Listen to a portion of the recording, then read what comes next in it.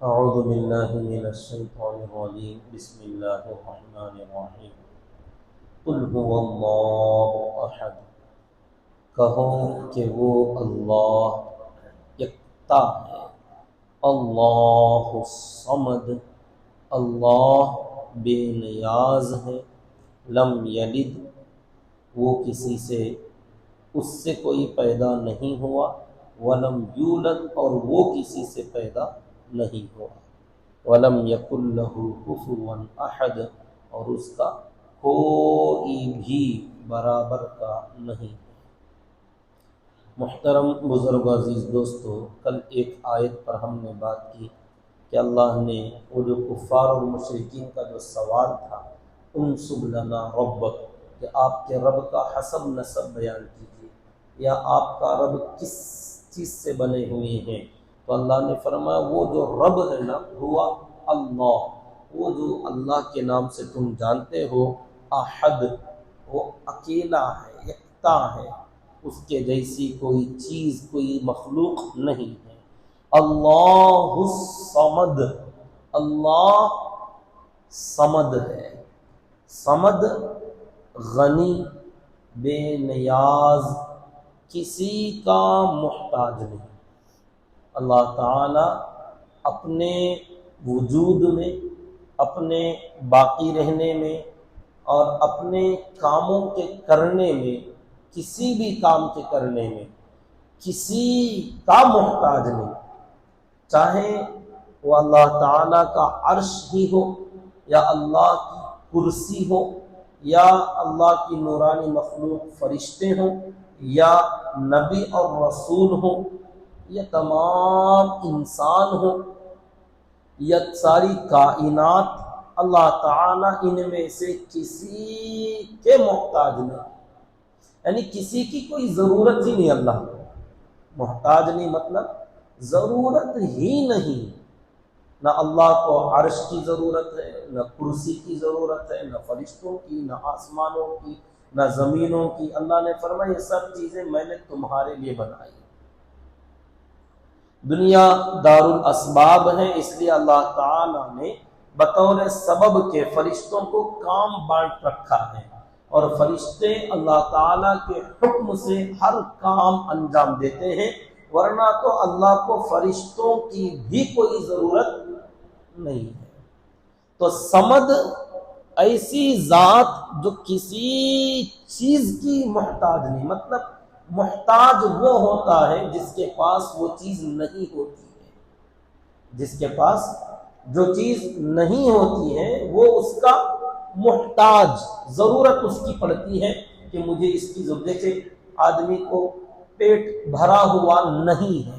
خالی ہے، تو مطلب بھوک لگ رہی ہے، تو اب اسے ضرورت ہے کھانے کی، جو چیز نہیں ہے اس کی اسے ضرورت پڑتی ہے۔ تو آدمی نے اب کھا لیا تو اس کی بھوک مٹ گئی، اب پیاس لگی، مطلب اندر اسے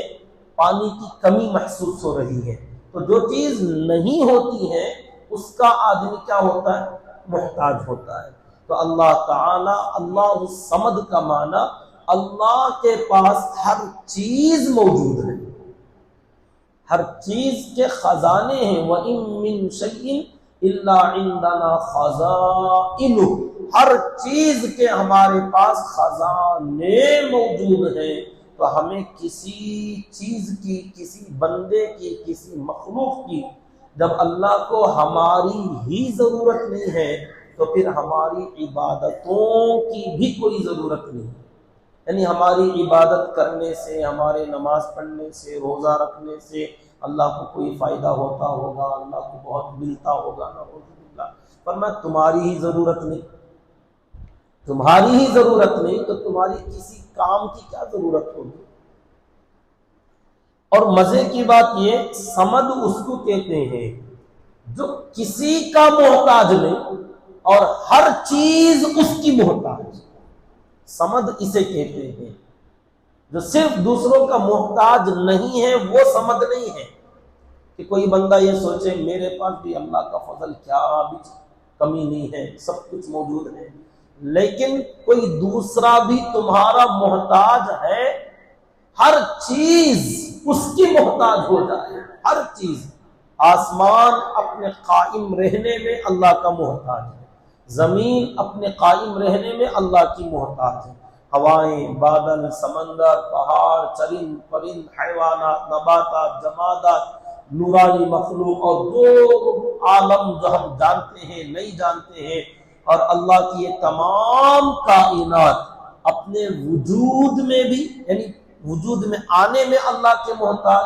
اور اپنے بقا میں بھی اللہ کے محتاج۔ اگر باقی ہیں یہ چیزیں تو باقی رہنے میں اللہ کی محتاج، اور یہ اپنا کام کر رہی ہیں تو اپنا کام کرنے میں اللہ کے محتاج۔ سورج اپنا کام کر رہا ہے اللہ کے حکم سے، اللہ کی اجازت سے، اللہ کی قدرت سے۔ تو ہر چیز اپنے موجود ہونے میں اور اپنے باقی رہنے میں اور اپنے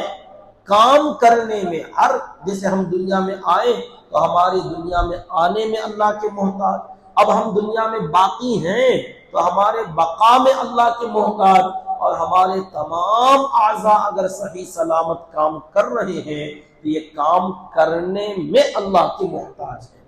تو ہر چیز اس کی محتاج اور وہ کسی کا محتاج نہیں، تو اس کو کہتے ہیں صمد۔ یہیں سے یہ بات سمجھ میں آئی کہ اولاد کی ضرورت انسان کو کیوں پڑتی ہے، اولاد کی ضرورت انسان کو کیوں پڑتی ہے، کیونکہ انسان محتاج ہے۔ ایک وقت آئے گا کہ آدمی کو کسی بھی مددگار کی، خدمتگار کی ضرورت پڑے گی، یا اپنی خوشی کے لیے، اپنی دل بہلانے کے لیے کم سے کم کسی کی ضرورت پڑے گی۔ تو اولاد ایک بہترین ذریعہ ہے کہ جب ہم صحت مند ہیں، طاقتور ہیں اور بچے معصوم ہیں تو ان سے ہمارا دل بہلتا ہے، موڈ فریش ہوتا ہے، طبیعت اچھی ہو جاتی ہے، ان کے کھیل سے، ان کی حرکتوں سے آدمی خوش ہو جاتا ہے۔ اور جیسے جیسے جوانیاں ڈھلتی جاتی ہیں، یہ بچے جوانی پہ آتے جاتے ہیں، اب ہم کمانے کے، چلنے پھرنے کے قابل نہ رہے، بیمار پڑ گئے، کمزور ہو گئے، تو یہ ہمارے معین و مددگار اور لاٹھی اور سہارا بنتے ہیں۔ تو جو آدمی محتاج ہوگا اسے اولاد کی ضرورت ہوگی۔ جب اللہ کسی کے محتاج ہی نہیں ہے، لم یلد ولم یولد، نہ اللہ کو اپنے وجود میں ماں باپ کی ضرورت ہے، نہ اللہ کو اپنی کاموں کے اندر کسی اولاد کی ضرورت ہے۔ لم یلد، وہ کسی کو جنا نہیں ہے، اللہ سے کوئی پیدا نہیں ہوا، ولم یولد، اور اللہ کسی سے پیدا نہیں ہوا، اللہ سے کوئی پیدا نہیں ہوا اور اللہ کسی سے پیدا نہیں ہوا۔ اب آپ کہتے ہیں کہ ہم سب کو اللہ نے پیدا کیا، ہم سب کو اللہ نے پیدا کیا۔ جب اللہ نے پیدا کیا تو پھر اللہ سے کوئی پیدا نہیں ہوا، اس کا مطلب کیا؟ دیکھو، ایک ہے صنعت، تخلیق، کاریگری، اور ایک ہے ولادت۔ یہ تو ہماری جو اولاد ہوتی ہے، جیسے ہم بھی بہت سارے کاریگر یہاں پر موجود ہیں، کام کرنے والے حضرات اپنا اپنا کام کرتے، کوئی کچھ بناتا ہے، کوئی کچھ بناتا ہے۔ یہ تو ہم بناتے ہیں نا، یہ ہمارا کریشن جو تعمیر کرتے ہیں، ہم کریٹ کرتے ہیں، بناتے، صنعت، کاریگری، تو یہ ہم سے پیدا نہیں ہو رہے، ہم سے بن رہے ہیں، ہم بنا رہے ہیں اس کو۔ تو بنانا الگ ہے، پیدا ہونا کسے کہتے ہیں؟ جو ہماری اولاد ہے، بیٹے، بیٹیاں، پوتے، پوتیاں، نواسے، نواسیاں، یہ جو ہے نا، یہ ہماری ذات سے نکلتے ہیں۔ تو ہر اولاد اپنے ماں باپ کا جز ہوتے ہیں، ہر لڑکا لڑکی اپنے ماں باپ ہی کے جسم کا حصہ ہوتے ہیں۔ اسے کہتے ہیں جزئیت و بعضیت۔ مرد اور عورت ان دونوں کے جسم کا حصہ شامل ہو کر اولاد دنیا میں آتی ہے۔ تو یہ اولاد ماں باپ ہی کا اصل میں جسم کا ٹکڑا ہے، پارٹ ہے، اس کا حصہ ہے۔ تو اللہ سے ایسی کوئی اولاد نہیں ہے جو اللہ کا حصہ بنا ہو۔ اللہ سے پیدا ہونا مطلب بطور اولاد کے تمام مخلوق اللہ تعالی کے ساتھ کوئی اس کا نسب نہیں ہے۔ اللہ کی یہ جو ہے نا مخلوق ہے، صنعت ہے، کاریگری ہے، اللہ نے ان سب کو بس بنایا ہے اپنی قدرت سے، لیکن اللہ کی ذات کا کوئی ٹکڑا اس سے کوئی جدا ہو کر کوئی بنا ہو ایسا کوئی نہیں، اور اللہ کسی سے بنے ہو تو اللہ کسی سے پیدا نہیں ہوئے اور اللہ سے کوئی پیدا نہیں ہوا، کیونکہ اگر اللہ کسی سے پیدا ہوتے تو ایک بات یاد رکھیے، پیدا ہونے والا ہر کوئی مرتا ضرور ہے، ہر پیدا ہونے والے کے لیے مرنا ضروری ہے، یہ اصول ہے کہ جو بنے گا وہ بگڑے گا، جو پیدا ہوگا وہ مرے گا، تو اللہ تعالیٰ پیدا نہیں ہوئے، اللہ خود سے ہے، خود سے۔ اب وہ کیسے ہے؟ تو ہم نے پہلے ہی کہا کہ ہمارا ایک چھوٹا سا دماغ اتنا بڑا معمہ حل نہیں کر سکتا۔ آپ قیامت میں دیکھو گے اپنے رب کو سمجھ میں آئے گا کہ ہم کیا سوچ رہے تھے، یہ اصل معاملہ ہے کیا۔ اور اللہ کسی سے پیدا نہیں ہوئے، کیونکہ اگر پیدا ہوتے تو پھر پیدا ہونے والے کو مرنا ضروری، تو اللہ رب العزت جو ہے حیات سے جو پیدا ہونے والی جو شروعات ہیں اس سے منزہ ہے، بلکہ اللہ نے حیات کو پیدا کیا، خلق الموت والحیات، اللہ تعالیٰ نے موت کو اور حیات کو پیدا کیا۔ حیات سے اللہ وجود میں نہیں آئے، بلکہ اللہ ازلی طور پر موجود ہے، ازلی، ہمیشہ سے۔ اگر کوئی کہ کتنے وقت سے، لاکھوں کروڑوں سال اگر آپ سمجھیں گے تو یہ جو وقت ہے نا، وقت بھی اللہ نے کریٹ کیا، اللہ نے بنایا۔ یہ وقت بنانے سے پہلے سے اللہ موجود ہے، جہاں وقت کی شروعات ہی نہیں ہوتی وہاں سے اللہ موجود ہے۔ تو جس کو کہتے ہیں وراء الوراء، کہ آپ وہاں تک جا ہی نہیں سکتے جہاں سے اللہ موجود ہے۔ تو پیدا ہونا، نہ اللہ کے ماں باپ ہیں، لم یلد، کہ اللہ کی کوئی اولاد نہیں ہے، ولم یولد، اور اللہ کی کوئی ماں باپ بھی نہیں ہے، کیونکہ اس کو اس کی ضرورت نہیں۔ اللہ اگر کوئی کسی سے پیدا ہوتا ہے نا تو وہ محتاج ہو جاتا ہے، پیدا ہونے میں ماں کا محتاج، باپ کا محتاج، اگر اس سے کوئی پیدا ہوا تو وہ اولاد کا محتاج۔ تو اللہ تعالیٰ فرماتے ہیں لم یکن لہ ولدا لم یتخذ صاحبۃ ولا ولدا، کہ اللہ تعالیٰ نے، اللہ کی اولاد کیسے ہوگی جبکہ اللہ کی کوئی بیوی بھی نہیں ہے، اللہ نے کسی کو بیوی ہی نہیں بنایا، تو اولاد کہاں سے ہوگی؟ فرمایا وَلَمْ يَكُنْ لَهُ كُفُوًا أَحَدٌ، کیونکہ اللہ کے برابر کا احد کوئی بھی، جیسے اللہ احد ہے، کفو بھی کوئی احد اللہ کے جیسا ہونا چاہیے، لم یکن لہو، اس کا نہیں ہے، کفواً، کفو کہتے ہیں برابر سرابر، لیول کا، اس کا ہمسر، اس کے جیسا، لم یکن لہو احد، کوئی بھی نہیں ہے اس اللہ کا جو کہ کفو ہو، برابر سرابر ہو۔ اللہ تعالیٰ فرماتے ہیں اگر لو کان فیہما آلہۃ الا اللہ لفسدتا، اگر اس کائنات میں اللہ کے علاوہ کوئی معبود ہوتا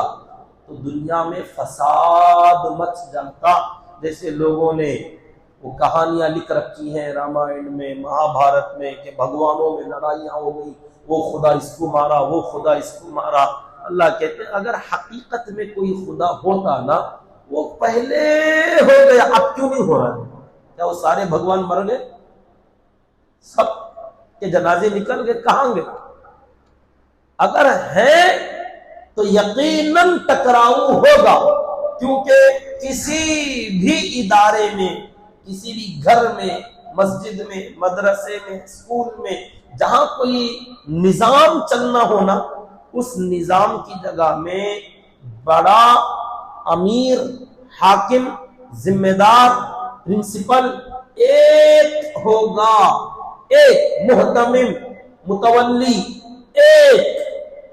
اگر ایک کے ساتھ میں دوسرا اگر کھڑا ہو گیا نا، اس کے برابر کا چھوڑو، اس کے ذرہ لیول کم میں بھی اگر آ جائے تو ان دونوں میں ٹکراؤ شروع، اس کی ایک رائے اس کی ایک رائے، اس کا ایک فیصلہ اس کا ایک فیصلہ، یہ کچھ کرے گا وہ کچھ کرے گا، مینجمنٹ یہ تھوڑا چینج کرے گا یہ تھوڑا چینج کرے گا، ہر چیز میں ٹکراؤ، کیا تمہارا کیا چلتا سو ہمارا نہیں چلنا، آپس میں چلانے کی بات ہوگی تو پوری کائنات میں کوئی خرابی آج تک، سورج، چاند، ستارے، بادل، ہوا، بارش، سمندر، نہریں، انسانوں کی، جانوروں کی، حیوانوں کی تخلیق اور تمام درختوں کے اندر پھل، کھیتیاں، ان تمام کائنات کے اندر جو ایک سسٹم کے ساتھ چلتا آ رہا ہے، کہیں کوئی خرابی اور بگاڑ نظر نہیں آتی ہے، کیونکہ چلانے والا سنگل ہینڈ ہے۔ اگر دوسرا ہوتا نا تو یہاں کچھ نہ کچھ گڑبڑی اور ٹکراؤ ضرور دیکھنے کو ملتا۔ یہ پہلے قصے کہانیاں جو لکھی ہیں وہ سب کالپنک ہیں، کسی نے اسٹوری بنائی ہے سوچ کے، کسی راجا کا، کسی بادشاہ کا، کسی گاؤں کا، کسی قریے کا، کچھ رشیوں منیوں، یہ انسان ہے، یہ انسان بھگوان نہیں ہو سکتا۔ بھگوان بڑا پاورفل، بڑا طاقتور جو ہوگا، جسے اللہ کہتے ہیں، وہ صرف ایک ہے، وہ صرف ایک ہے، اس کے برابر کا کوئی نہیں۔ لوگ تو آج کل بھی انسانوں میں کوئی تھوڑے اچھے اخلاق والا نظر آئے نا تو اسے بھی بھگوان کہہ دیتے ہیں، کوئی کسی پر رحم کر دے، احسان کر دے تو اسے بھی بھگوان کہہ دیتے ہیں۔ تو یہ بھگوان تھوڑی ہے، خدا نہیں ہے، اللہ نہیں ہے، رب نہیں ہے۔ رب وہ ہوتا ہے جس کے برابر کا کوئی نہ، جس کے ٹکر کا کوئی نہ، اس کے رائے میں دخل دینے والا کوئی نہیں، اس کے فیصلوں کو بدلنے والا کوئی نہیں، اور وہ کسی کا محتاج نہیں، اور سب اس کے محتاج ہیں۔ تو ایسا جو ہے نا صرف ایک ہے، کیونکہ اگر وہ ایک نہیں ہوتا تو یہ دنیا کا نظام ایسا نہیں چلتا۔ حدیث قدسی ہے، اللہ تعالی خود فرماتے ہیں، یہ آدم کے بچے مجھے گالی دیتے ہیں اور مجھے جھوٹا کہتے ہیں۔ ایک حدیث ہے، اللہ فرماتے ہیں یہ آدم کے بچے، ابن آدم جو ہے نا، اللہ کو گالی دیتے، اللہ خود فرماتے ہیں یہ ابن آدم مجھے گالی دیتا ہے اور مجھے جھوٹا کہتا ہے۔ اللہ کو بولتے کہ اللہ جھوٹا ہے، نعوذ باللہ، اور اللہ کو گالی دیتے ہیں۔ تو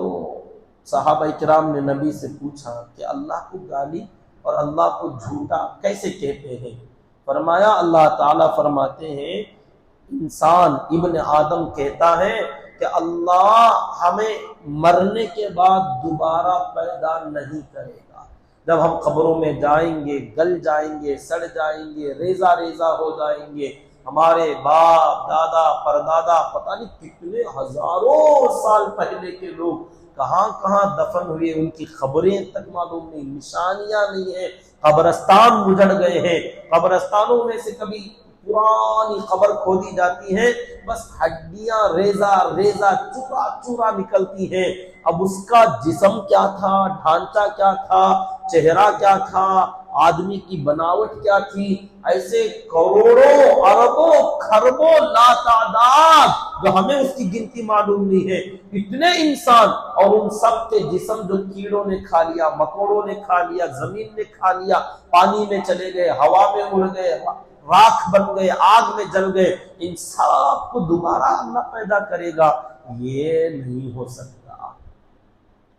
نعوذ باللہ۔ تو اللہ تعالیٰ فرماتے ہیں یہ انسان مجھے جھوٹا کہتا ہے، میں کہتا ہوں میں بناؤں گا تمہیں دوبارہ،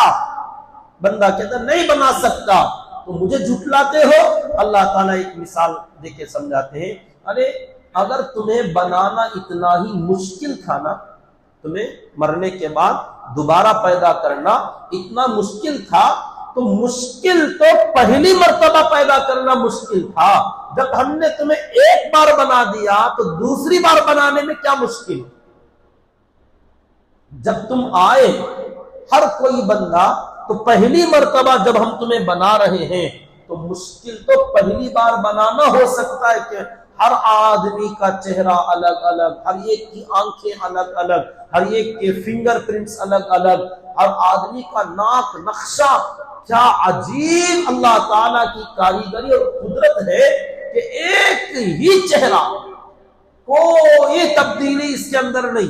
سب کی پیشانی، ناک، بھون، پلکیں، آنکھیں، ہونٹ، دانت، ٹھڈی، چہرہ جو ہے نا یہ خالی صرف چہرہ ہر بندے کا ایک جیسا،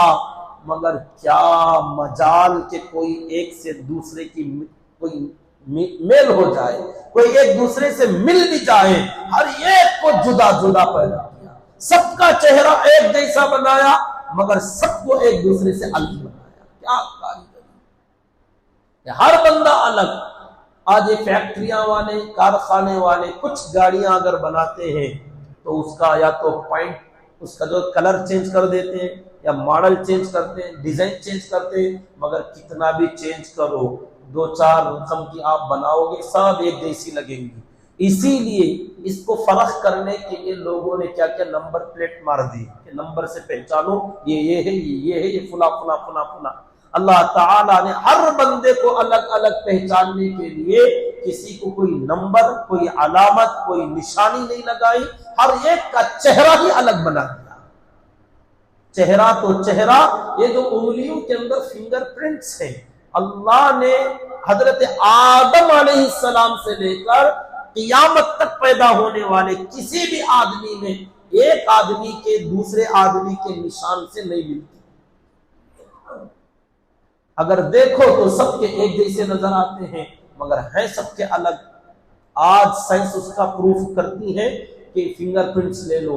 بایو میٹرک لے لو، کہ اس کی وجہ سے ہر آدمی کا نشان بدل جاتا ہے۔ تو اتنے کروڑوں انسانوں میں ہر ایک کے نشان، جبکہ ڈیزائننگ سب کی ایک جیسی لگتی ہے، ہمیں تو ایک جیسی نظر آتی مگر سب کے الگ الگ ہیں، کیا کاریگری۔ اللہ نے فرمایا پہلی بار جب بنانا تھا نا تمہیں تو یہ ذرا مشکل ہو سکتا تھا، مجھے پہلی بار بنانا مشکل نہیں لگا، جب تمہاری فوٹو میرے سامنے ایک بار آ گئی تو دوبارہ بنانے میں کیا پریشانی، بات سمجھ لیں۔ پہلی بار تمہاری فوٹو آ گئی میرے پاس، میں نے خود بنایا ہے، اب تم چاہے مر جاؤ، گل جاؤ، سڑ جاؤ، ٹکڑے ہو جاؤ، برباد ہو جاؤ، کہیں پر بھی چلے جاؤ، دوبارہ بنانے میں میرے لیے کیا پریشانی۔ پھر اس کے بعد اللہ کو گالی دیتا، یہ تو ہے اللہ کو جھوٹا کہنا کہ اللہ ہمیں دوبارہ نہیں بناتا، نعوذ باللہ، یہ اللہ پر جھوٹ۔ اللہ ضرور بنائے گا، یہ ہمارا عقیدہ ہے، ہماری ایمان کا حصہ ہے کہ اللہ بعث بعد الموت، قیامت کے دن مرنے کے بعد دوبارہ سب کو زندہ کریں گے۔ اور اللہ کو گالی یہ دیتے ہیں، فرمایا کہ اللہ کے بارے میں انسان کہتا ہے کہ اللہ نے بیٹے اور بیٹیاں بنا لی ہیں، اللہ کا کوئی بیٹا ہے، اللہ کی بیٹیاں ہیں، یہ جتنے فرشتے ہیں، لوگوں نے کہا فرشتے سب اللہ کی بیٹیاں، فرمایا مجھے گالی دیتے ہو، یہ اتنا خطرناک تمہارا جملہ ہے، اس کی وجہ سے